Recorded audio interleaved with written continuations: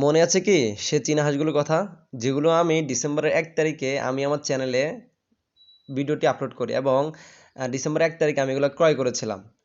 তো আমি এগুলো আমার ফার্মের ছাদে, মানে ছাদে এগুলো লালন পালন করব বলে আমি এই চীনা হাঁসগুলো সংগ্রহ করি। সে 6 মাস আগের কথা। বর্তমানে আপনারা দেখতে পাচ্ছেন, বর্তমানে আমার চীনা হাঁসগুলোর সাইজ বর্তমানে এই অবস্থা। তো এখন বর্তমানে আমার বাসায় বর্তমানে 3টা চীনা হাঁস আছে। একটা 3টা হলো ফিমেল, একটা মেল, মোট 4টা। 4টার মধ্যে যে মেলটা, এই মেলটা কিন্তু আমার নয়। আমার বাসায় 3টা ফিমেল আছে। তার কারণে আমি ব্রিডিং করানোর জন্য, যাতে 6 মাস পূর্ণ হয়ে গেছে, এখন ধানের সিজন, যদি আমি ব্রিডিং করাতে পারি হয়তো বা 1 মাসের মধ্যে ইনশাল্লাহ ডিম চলে আসবে আশা করি। যার কারণে একটা মেল সংগ্রহ করি। মেলটা আমার মামার বাসা থেকে নিয়ে আসি। আমার মামার 2টা মেল ছিল, যার কারণে একটা মেল সংগ্রহ করে নিয়ে আসি। কিন্তু আমার মূলত এই চীনা হাঁসগুলো আনার মূল উদ্দেশ্য হচ্ছে সাদা চীনা হাঁস বাচ্চা উৎপাদন করব এই জন্যে। কিন্তু মেলটা যাতে কালো, বাচ্চা সাদা পাবো না, যার কারণে আমি কি করছি, ফেসবুকের বিভিন্ন হাঁসের এবং চীনা হাঁসের গ্রুপে আমি পোস্ট করেছিলাম একটা নিউ মডেল বা রানিং একটা মেল প্রয়োজন, সাদা মেল প্রয়োজন, সাদা কালারের একটা মেল প্রয়োজন। যার কারণে চাঁদপুরের এক ভাই আমাকে নক করেছিল, ওনার কাছে 2টা সাদা চীনা মেল আছে। তো আসসালামু আলাইকুম রহমতুল্লাহ, ওয়েলকাম করছি Anis agro farm Facebook page এবং ইউটিউব চ্যানেল থেকে। তো আজকে আমি যাচ্ছি আমার এই ঘরের যে ফিমেলগুলো আছে এগুলোর জন্য সাদা একটা মেল আনার জন্য। তো ভিডিওর সঙ্গে থাকুন, ইনশাল্লাহ বিস্তারিত জানতে পারবেন কত দিয়ে আনছি এবং কীভাবে আনছি, কই থেকে আনছি, সব বলবো ইনশাল্লাহ। তো ভিডিওর সঙ্গে থাকুন। নামাজ বাদ দিও না বন্ধু, দুনিয়ার জীবন থেকে আখিরাত উত্তম। ভাইয়াকে কথা দেওয়া ছিল যে ওনাদের বাজারে আমি 4টার দিকে হাজির থাকবো, বাট আমাদের এখানে একটু বৃষ্টি হওয়ার কারণে আমার একটু লেট হয়ে গেছিলো। যার কারণে আমি 3:30 বের হওয়ার কথা ছিল, 3:30 বের না হওয়ার পারি নাই, আমার লেট হয়ে গেছিলো। পরে আমি সাইকেলটা বাজারে রেখে, তালা মারে রেখে আমি সিএনজিতে করে, যদি বাসের জন্য ওয়েট করি তাহলে আমার অনেক লেট হয়ে যাবে এবং বাসে যাইতে অনেক লেট করে। যার কারণে আমি সিএনজিতে করে সিএনজিতে উঠে পড়ি এবং সিএনজিতে করে ওনার বাজার উদ্দেশ্যে রওনা দিয়ে দিই আর কি। তো যাই হোক, একটা জিনিস আনতে গেলে, মানে ফার্মে একটা জিনিস আনতে গেলে, আর দ্বিতীয়ত যে সাদা চীন হাঁস, সেক্ষেত্রে তো আমার একটা শখের বিষয়। সেই জন্যে দেরি না করে আমি সাথে সাথে ইয়াতে উঠে গেছি। উঠে গিয়ে ওনার কাছে গেছি। ওনার কাছে যে ভিডিওটা করতে পারি নাই, আন্তরিকভাবে দুঃখিত। ভিডিওটা করে হয়তো বা বুঝতে পারতেন। উনি 2টা নিয়ে আসছিল, একবার 2টাই নিয়ে আসছিল। ওনার কাছে যে 2টা ছিল, ওই 2টাই উনি নিয়ে আসছিল। তো সাথে সাথে আমি কি করছি, যে বাসে যেটা বড় এবং আহ, যেটা ভালো লাগছে, ওনার সাথে কথা হয়েছে যে ভাই আপনি যেটা ভালো লাগবে সেটা আপনি নিয়েন, কোনো সমস্যা নাই, কেমন। পরে উনি আরেক জায়গায় ওইটা কি করছে, ডেলিভারি করছে।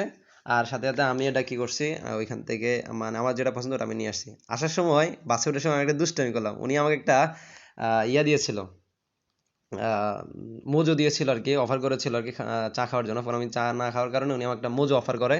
তো মোজোটা আমি কি করছি, তো আমাদের এখানে প্রচুর গরম পড়তেছিল, আমি যে বাসে করে আসতেছিলাম আর কি। তো খাওয়ার সময় আমার কেন জানি মাথায় একটু শয়তানি বুদ্ধি জাগলো, মানে গরমে হাঁসটা হা হা করে নিঃশ্বাস নিতেছে, হাঁপাচ্ছে খুব। তো আমি কি করছি, মোজোর বোতলের মুখটাতে কিছু মোজো, অল্পটুকু মোজো একটু ঢালে ওর মুখে দিচ্ছিলাম। আর আমি যতবারে ঢালে দিচ্ছি না কেন, আমি পরে খাওয়া শেষ করে অল্পটুকু বোতলের মধ্যে রাখছিলাম, রাইখা ওকে যতবার দিচ্ছিলাম ও ততটুকু খাচ্ছিল। আর আমার কিন্তু দেখে ততটা ভালো লাগতেছে, মানে ও এত গরম পড়তেছে বা এত হাঁপাচ্ছে, যতবারে দিছি না কেন ও ততবারেই মুখটা লাড়ে লাড়ে নিজে নিজে খাচ্ছে। বাস থেকে নামার পরে আমি নিজে যেখানে সাইকেলটা রাখছিলাম ওইখান থেকে সাইকেলটা নিলাম এবং ব্যাগে করে নিয়ে আসছিলাম। তো তো ব্যাগটা কি করছে, সামনে রাখছি, সাইকেলের হ্যান্ডেলে রাখছি, যেখানে হাতি ধরে ওইখানে রাখছি, রাইখা আমি নিজে চালাই চালাই বাসার উদ্দেশ্যে আর কি রওনা দিলাম আর কি।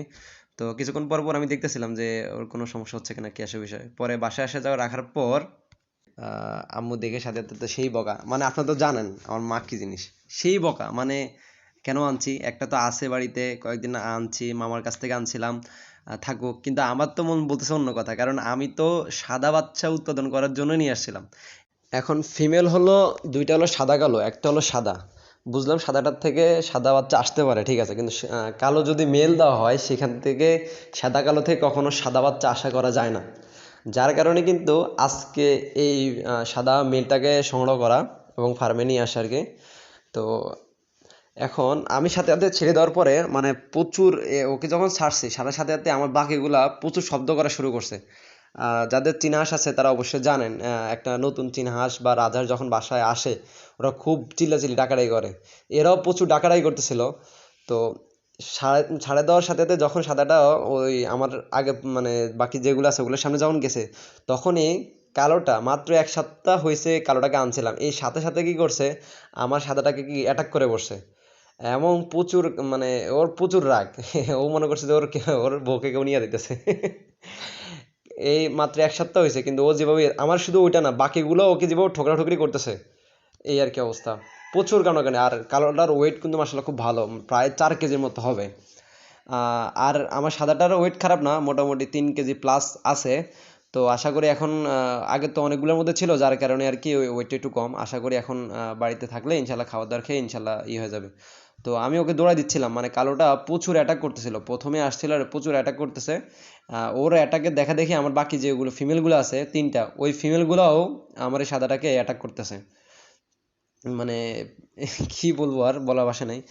তো যাই হোক, আজ এ পর্যন্তই। সবাই আমার সাদা মিলটার জন্য দোয়া করবেন, এবং যাতে সাদা কালো থেকেও যাতে সাদা বাচ্চা উৎপাদন করতে পারি, যাতে মিল সাদা যাতে সাদা বাচ্চা উৎপাদন করতে পারি, এই উদ্দেশ্যে নিয়ে আসা আর কি, এই মাকসাদে নিয়ে আসা। তো আমার ফার্মের জন্য অবশ্যই দোয়া করবেন, আর অবশ্যই কমেন্টে আপনাদের মতামত জানাবেন, আর লাইক অ্যান্ড সাবস্ক্রাইব করে পাশে থাকবেন ইনশাল্লাহ। তো আজ এ পর্যন্ত সব ভালো থাকবেন। আসসালামু আলাইকুম ওয়া রাহমাতুল্লাহ।